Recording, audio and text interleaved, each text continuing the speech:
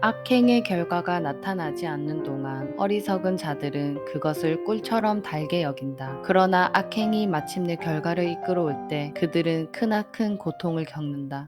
오늘의 이야기는 겉보기엔 자상한 아빠, 친절한 이웃, 평범한 회사원으로 철저히 이중생활을 해왔던 남자에 대해 알아보려고 합니다. 데니스 레이더는 1945년 3월에 태어났습니다. 그의 부모는 4명의 아들을 두었으며 맞벌이를 하는 평범한 사람들이었습니다. 하지만 자녀들에게 관심이 없었고 자녀들을 방임했습니다. 학대는 당하지 않았지만 방치된 채로 자란 데니스는 9살 때부터 결박당한 여성을 고문하는 가학적인 성적 망상을 하며 작은 동물을 고문하고 매달아 죽임으로써 주세디즘을 보였습니다. 그리고 여자 속옷을 훔쳐 입기 시작하고 여자 옷을 보며 자위행위를 하였습니다. 1966년부터 1970년까지 미 공군에서 복무했으며 1971년에는 교회에서 폴라라는 여성을 만나 결혼을 했습니다. 1974년부터는 가정용 경보기 업체에서 근무를 하며 집을 몰래 침입하는 방법을 터득하게 됩니다. 1974년 1월 데니스는 첫 살인을 저지르게 되는데 전 직장 동료의 가족 4명을 살해합니다.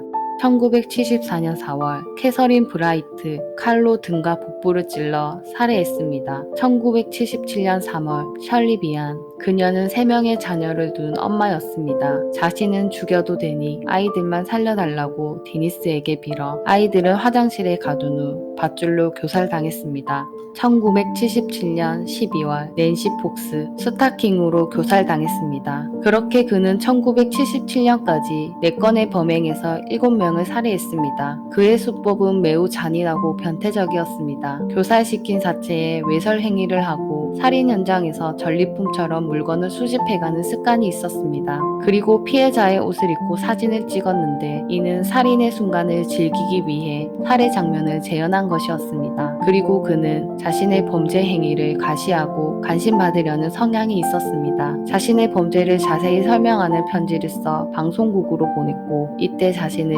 BTK 킬러라고 소개합니다. 묻고 고문한 뒤 죽인다. 지역신문에 자신이 보낸 편지가 보도되지 않았을 때는 내가 얼마나 많은 사람을 죽여야 관심을 받을 수 있는 거냐 라는 분노에 찬 편지를 보냈습니다. 1978년 데니스의 딸 캐리가 태어났습니다. 무뚝뚝하지만 가정적인 아빠 데니스 그리고 엄마 폴라에게 사랑받으며 자랐습니다. 캐리는 아빠와 함께 낚시를 가거나 하이킹을 가는 평범한 일상을 보내는 소녀였습니다. 아빠 데니스는 보이스카우트 책임자이자 교회 운영위원장으로 성실히 신앙생활을 하였습니다. 아빠와 보내는 대부분의 시간은 즐겁고 행복했습니다. 데니스의 이중생활을 눈치채는 사람은 없었습니다. 그 누구도 그가 연쇄살인범이라는 사실을, 물론 가족들조차도. 1985년 4월 마린 헤지 집에 침입해 손으로 교살. 1986년 9월 비키 위걸리 스타킹으로 교살. 현장에 2살 갓난 아들이 있었으나 자고 있어서 발견하지 못함. 1991년 1월 돌로레스 데이비스 팬티 스타킹으로 교살. 그는 1991년까지 총 10명을 살해하였습니다. 시간이 흘러 캐리는 대학교를 졸업하고 2003년에는 자신에게 한없이 다정한 아빠의 손을 잡고 결혼식을 하게 되었습니다. 2004년 레이더가 첫 살인을 저지른 지 30년 되던 날 지역신문은 BTK 킬러가 죽거나 투옥되었을 거라는 추측 특집을 실었습니다. 그러자 데니스는 자신의 살인에 대한 다양한 증거를 보냈습니다. 피해자의 운전면허증 사본과 시신 사진을 기자에게 보내며 기사에 대응했습니다. 심지어 다양한 포즈를 취한 인형을 시리얼 상자에 넣어 보내기도 하였습니다. 인형은 손과 발이 묶여있는 상태였으며 얼굴에는 비닐봉지가 씌워져 있었습니다. 데니스에게 희생된 피해자들을 나타내는 듯한 형태였습니다. 그는 계속 편지를 보내며 더 자세한 정보를 흘렸고 아슬아슬한 게임처럼 즐기고 있었습니다. 경찰도 그가 보내온 정보와 수사를 통해서 간단한 사안과 차량 종류 등을 알아냈지만 CCTV를 뒤져도 확증을 잡을 수 없었습니다. 데니스는 여태껏 잡히지 않았다는 사실에 우월감을 느낀 것인지 경찰 측에 다시 한번 편지를 보냈습니다. 플로피 디스크를 추적할 수 있는지에 대한 질문이었는데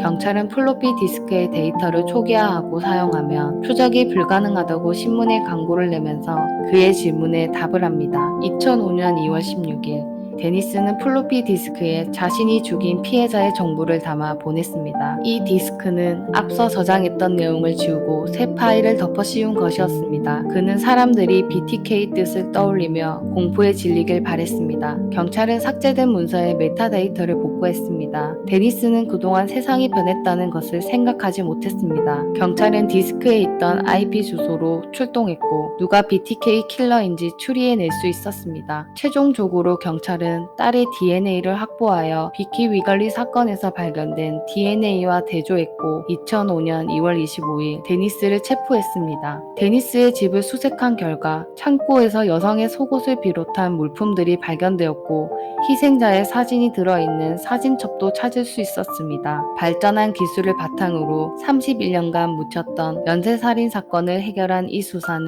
2005년을 떠들썩하게 만들었습니다. BTK 킬러 데니스 레이더는 법정에서 모든 혐의를 인정하였습니다. 확인된 10건의 사건으로 기소되었으며 그는 자신의 범죄 사실을 법정에서 구체적으로 진술하였는데 피해자의 유족들에겐 아무런 사과도 하지 않았습니다. 캔자스주는 사형 제도가 폐지된 곳이었기에 데니스는 사형을 받지 않았습니다. 그는 가석방 없는 175년의 징역을 선고받게 되었으며 10년 연속 종신형을 판결받았습니다. 항상 자상하고 가족을 챙겼던 아빠가 연쇄살인범이란 사실에 데니스의 가족들은 엄청난 충격을 받았습니다. 특히 딸 캐리는 이 사실을 믿기 어려워했습니다. 자신을 그토록 아끼고 사랑해주던 아빠의 이중적인 모습을 받아들이기 힘들었습니다. 캐리는 그날 이후 단 한 번도 데니스를 만나지 않았습니다. 주목받길 원하고 사람들이 무서워하는 걸 즐겼던 데니스 레이더가 받은 가장 큰 벌은 감옥에 갇힌 게 아니라 사람들의 무관심일 것 같습니다. 데니스 레이더 사건이었습니다. 오늘의 이야기는 여기까지입니다.